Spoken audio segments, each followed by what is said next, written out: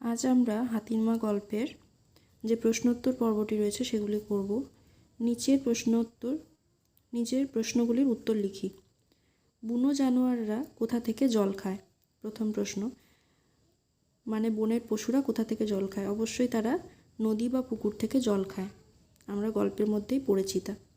দ্বিতীয় প্রশ্ন, কেন তারা ভোরবেলা আর সন্ধ্যায় পেট ভরে জল খেয়ে নেয়? শত্রুর হাত থেকে বাঁচার জন্যে।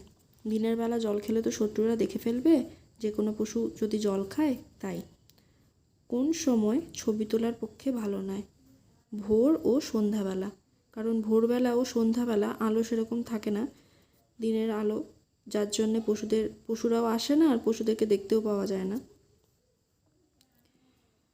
তাই ভোরবেলা সন্ধ্যাবেলা ছবি তোলার পক্ষে ভালো নয়।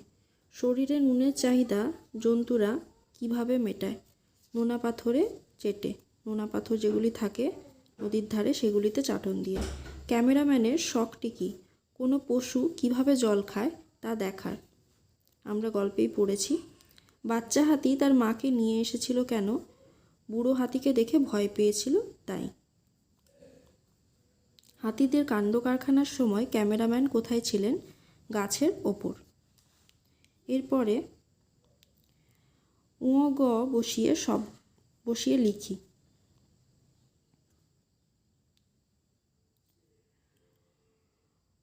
এখানে প্রত্যেকটিতে গ বসিয়ে, যুক্ত গ বসিয়ে, এই যুক্তাক্ষরটি বসিয়ে যে শব্দগুলি তৈরি হয়েছে সেগুলি হলো জঙ্গল, দঙ্গল, অঙ্গন এবং প্রাঙ্গণ।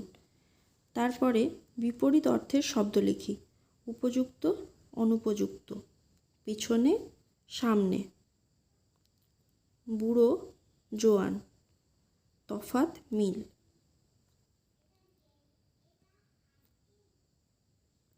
তারপরে নিচে যে শব্দগুলি দেওয়া রয়েছে সেগুলি দিয়ে বাক্য রচনা করতে হবে। প্রথম শব্দটি হলো হাতি। হাতি বনে থাকে।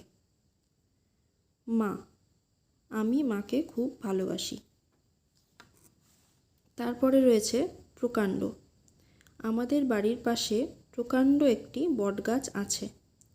মুহূর্ত, এক মুহূর্তের জন্যে লোকটি দুর্ঘটনার হাত থেকে রক্ষা পেল। গর্ত, ইঁদুর গর্তে থাকে। আমাদেরকে বাক্য রচনার সময় অবশ্যই মনে রাখতে হবে যে শব্দগুলি দেওয়া রয়েছে সেগুলি যেন লাইনটির মধ্যে থাকে।